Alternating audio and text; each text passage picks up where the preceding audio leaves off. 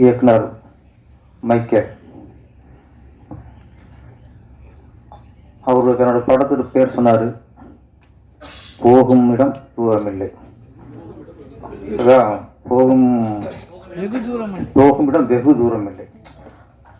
அது சொன்ன உடனே எவ்வளோ கைத்தட்டல் பார்த்தீங்களா? அந்த கைத்தட்டல் தான் அந்த படத்தில் நம்ம தேட்டருக்கு போச்சு பெரிய வசூலாச்சு ஆகலையா அப்படிங்கிற மக்கள் மனசில் போய் சேர்ந்துச்சு உங்கள் படம். அந்த கைத்தட்டல் தான் அது ஆதாரம். வாழ்த்துக்கள் சார், நல்ல படம் கொடுத்துருக்கேன், வாழ்த்துக்கள். அடுத்து இங்கே வாழ்த்து வந்திருக்க எப்பவும் ரெகுலராக எல்லா படத்துக்கும் வாழ்த்து வர ராஜன் ஐயா அவருக்கு நன்றி. அப்புறம் எங்கள் இயக்குனர் கஸ்தூராஜா அவர்களுக்கும் நன்றி. ஏன்னா அந்த சிறிய படங்களில் வந்து வாழ்த்துறதுக்கு பெரிய மனசு வேணும். அதுக்கு டைம் ஒதுக்கி இவ்வளோ நேரம் உட்காந்து இருக்காங்கன்னா அதை நன்றி சொல்லி ஆகணும். திரையுலகில் வந்து வாரிசுன்னு இருக்கு. அரசியலில் வாரிசு ஜெயிக்கிறது ஈஸி, பணம் இருந்தால் போதும். ஆனால் திரையுலகில் வாரிசு ஜெயிக்கிறதுக்கு திறமை இருக்கணும். அறிமுகத்துக்கு மட்டும்தான் யூஸ் ஆகும். கஸ்தூராஜோட 2 வாரிசுகள், ஒன்று வைரம், ஒன்று தங்கம். ஏன்னா கஸ்தூராஜா இயக்குனர் பையன் அப்படிங்கிறதுக்காக டைரக்டர் கஸ்தூராஜாவோட பையன் அப்படிங்கிறனால கதாநாயகன் ஆகிட்டார். அது அறிமுகம் மட்டும்தான். இன்னைக்கு இயக்குனராக மிகப்பெரிய இயக்குனராக இருக்கார் செல்வராகவன். நடிகர்கள் இன்னைக்கு தவிர்க்க முடியாத மிகப்பெரிய விதத்தில் இருக்கார் தனுஷ் சார். இந்த வெற்றி காரணம் திறமை திறமை திறமை திறமை. அடுத்து இன்னொன்று, திறமை இருந்தால் மட்டும் பத்தாது, வெறி வேணும். ஜெயிக்கணுங்கிற வெறி, ஜெயிக்கிட்டே இருக்குங்கிற வெறி வேணும். ஒரு படம் 2 படத்துக்கு அப்புறம் நம்ம அப்பாவை மறந்துடணும். நம்ம ஜெயிக்கணும், நம்ம பெரிய இடத்துக்கு போகணுங்கிற அவங்களுக்கு அந்த வெறி இருந்தால் தான் இவ்வளோ பெரிய இடத்துக்கு வர முடியும். அதனால் சினிமாவில் வாரிசுகள் ஜெயிக்கணுங்கிறது சாதாரண விஷயம் இல்லை. அந்த அசாதாரண வளர்ச்சி தான் இன்னைக்கு தனுஷ் சாருக்கும் செல்வராகவன் சார். அப்படி 2 பேரை கொடுத்த கஸ்தூரா சாருக்கு நன்றி.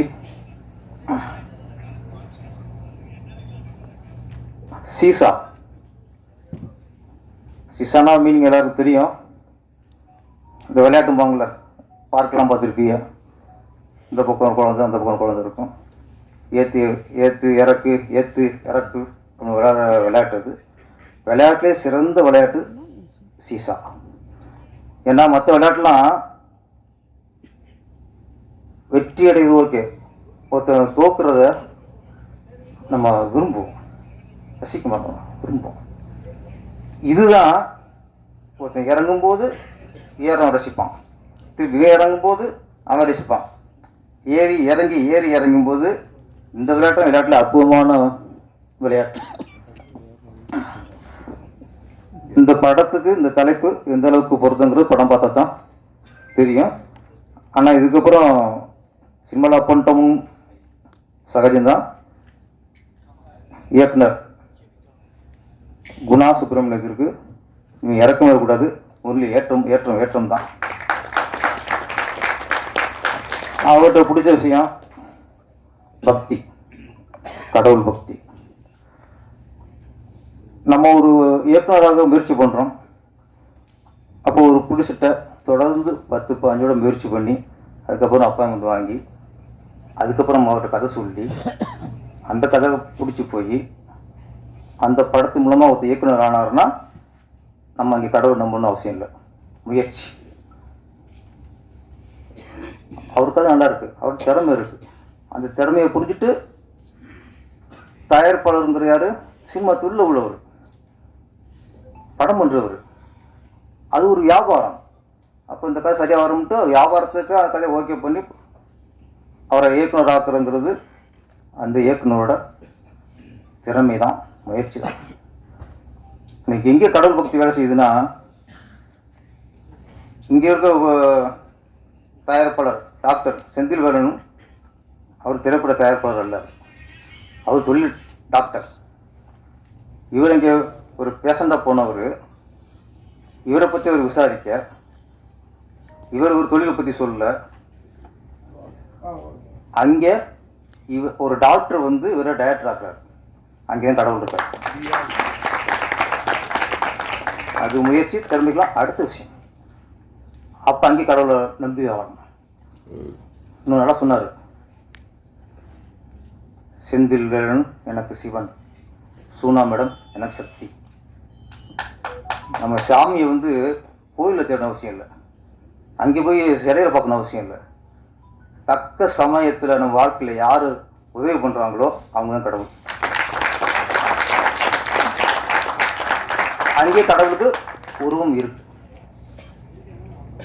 இப்போ இயக்குனர் குணா சுப்பிரமணியத்தை பொறுத்த வரைக்கும் சிவனோட உருவம் நம்ம லிங்கமா அதெல்லாம் இல்லை, செந்தில் வேலன் தான். சக்தியின் உருவம் சூனா மேடம் தான். என்னைக்கு ஒருத்தர் நமக்கு உதவி செஞ்சவரை தெய்வம் நினைக்கிறாங்களோ அவங்களும் உயர்ந்தவனை யாருமே இல்லை சார். இங்கே குணா சுப்பிரமணியங்கிறது அவர் இயக்குனர் அப்படிங்கிறத விட முதல்ல ஒரு நன்றியுள்ள மனிதராக இருக்கார். அந்த அந்த நல்ல உள்ளமே நம்மளுக்கு வெற்றிக்கு வழிவகுத்துறோம். அப்புறம் தயாரிப்பாளர் வெற்றி வேலன், சரி செந்தில் வேலன், அவர் மருத்துவராக இருந்தால் கூட அவருக்குள்ள ஒரு கலைஞர் இருந்திருக்காரு, அவருக்குள்ள கதாசிரியர் இருந்திருக்கிறார் சார். நம்மளை பற்றி எல்லாருக்குள்ளேயும் ஒரு கதை இருக்குது சார். எல்லா மனிதருக்குள்ளேயும் ஒரு ஒரு பிரச்சனை இருக்கும், ஒரு கதை இருக்கும். அது அவங்களுக்கு கதையாக தெரியாது. ஹோட்டலில் ஒர்க் பண்ணுறவங்களுக்குள்ள ஒரு கதை இருக்கும், குப்பை எழுறாங்களா அவங்களுக்குள்ள ஒரு கதை இருக்கும், துணிக்கடை ஒர்க் பண்ணுறவங்களும் ஒரு கதை இருக்கும். எல்லாருக்குள்ளேயும் ஒரு கதை இருக்கும். நம்மளாம் என்ன நினைக்கிறோம், அது கதையை நினைக்கிறது இல்லை, நம்ம பிரச்சனை நினைக்கிறது. எனக்கு இந்த பிரச்சனை, எனக்கு தங்கச்சியால் பிரச்சனை, எனக்கு மச்சானால பிரச்சனை, எனக்கு பார்ட்னரால் பிரச்சனை. எல்லாருமே நமக்குள்ள கதையை பிரச்சனை சொல்லிட்டு இருக்கோம். ஆனால் டாக்டர் தான் அவருக்குள்ள பிரச்சனையை கதையாக சொல்லியிருக்காரு.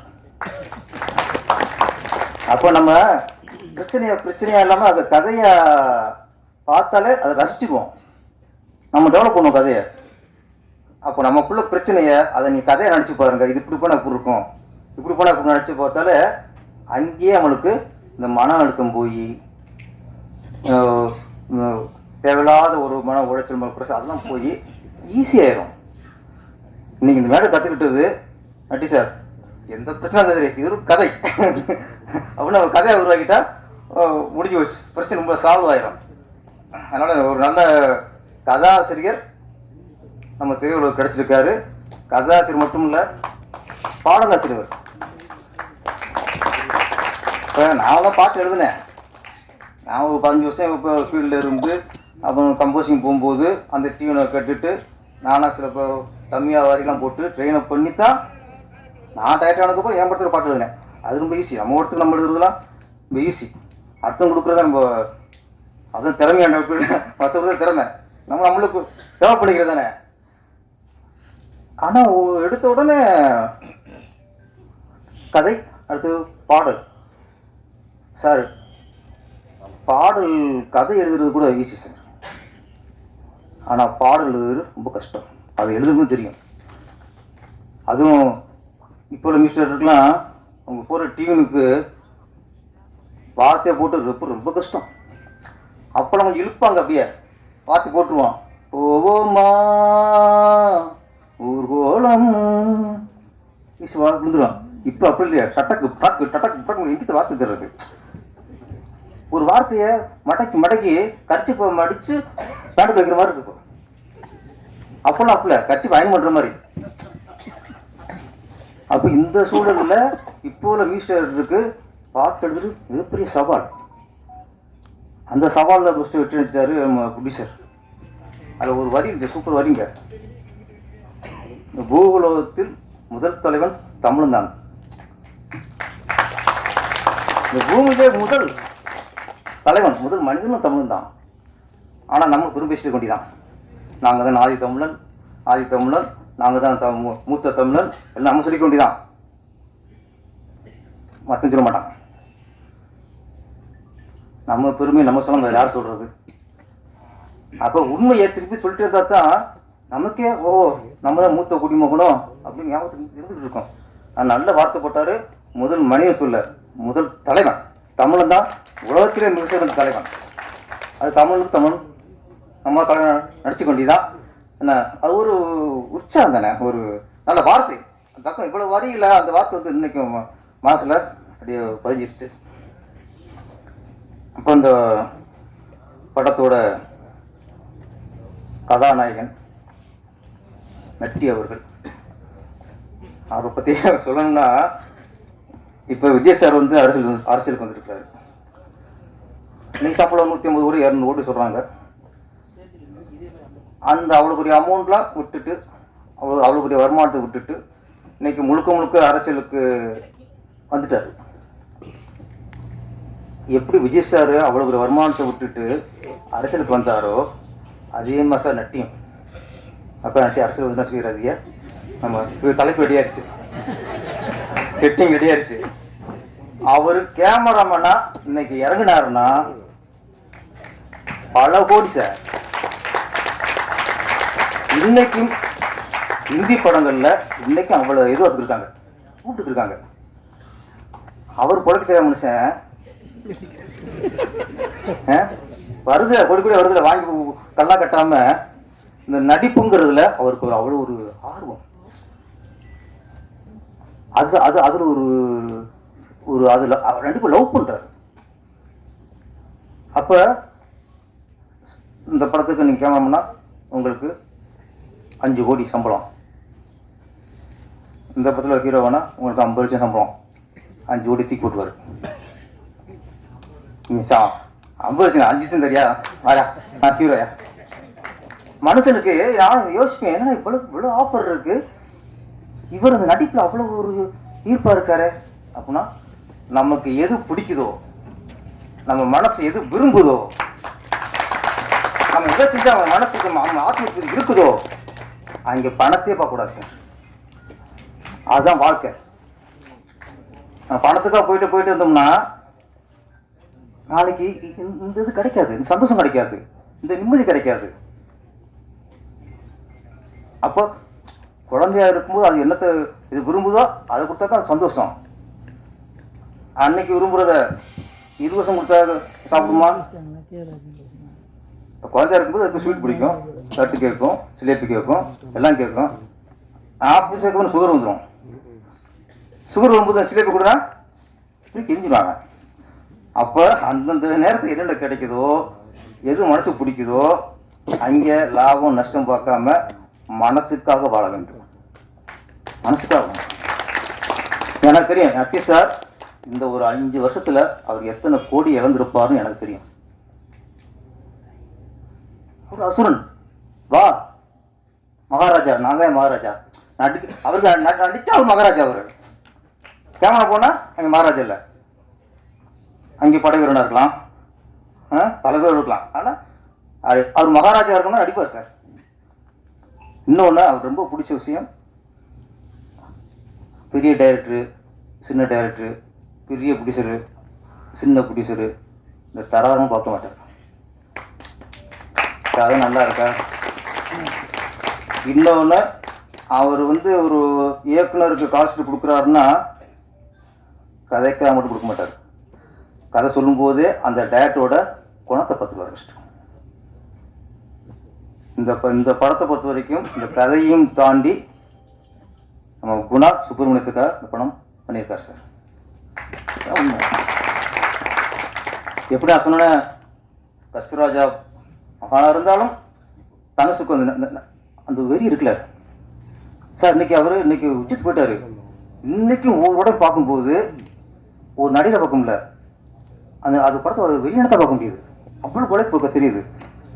அதே மாதிரி நட்டி சார் எப்படி வாரிசுன்னு சொல்லும்போது அதே மாதிரி நம்ம அதேஷ் பாலா அவர் அப்பா நகைச்சுவை நடிகர், அவரும் வாரிசு தான். ஆனால் இன்ன வரைக்கும் அவர் செதுக்கிட்டே இருக்காரு. ஒரு திறமை இருக்கு, இன்னைக்கு செதுக்கிட்டே இருக்காரு. ஏதோ ஒரு ரூபத்தில் ஏதோ ஒரு வித்தியாசமாக போய் மக்கள்கிட்ட போய் சேர்ந்துடணும். போய் இந்த வெறி இருக்கணும். இந்த வெறி இந்த யூனிட்டை பொறுத்த வரைக்கும் ஒரு நல்ல ஒரு இயக்குனரை உருவாக்கணும் அப்படிங்கிறது ப்ரொடியூசரோட வெறி. ப்ரொடியூசரை நம்ம நம்பி படம் கொடுத்துட்டாரு. அந்த படத்தை நல்லா செதுக்கி மிகப்பெரிய வெற்றி அடைய வைக்கணுங்கிறது இயக்குனரோட வெறி. அடைய வேண்டும். தொடர்ந்து செந்தில் வெற்றிவேலன் அவர்கள் தொடர்ந்து வெற்றி வந்துச்சு பாருங்க. அவர் சொல்லும்போது செந்தில் போய் வெற்றிவேலங்கும்போது அங்கேயே வெற்றி ஆட்டோமேட்டிக்காக நான் பலவட்டம் சொல்லிட்டோம். வெற்றி வெட்டுன்னு அது படிச்சுங்க சார். செந்தில் வேலனாகிய வெற்றிவேலன் மிகப்பெரிய வெற்றியை கொடுக்கணும். அடுத்த படத்தில் எங்களை போல ஒரு படம் சேர்க்கும் ஒரு பாட்டை கொஞ்சம் அது தூக்கி போடுங்க. நன்றி, வணக்கம். படம் மிகப்பெரிய வெற்றியை வாழ்த்துக்கள். நன்றி.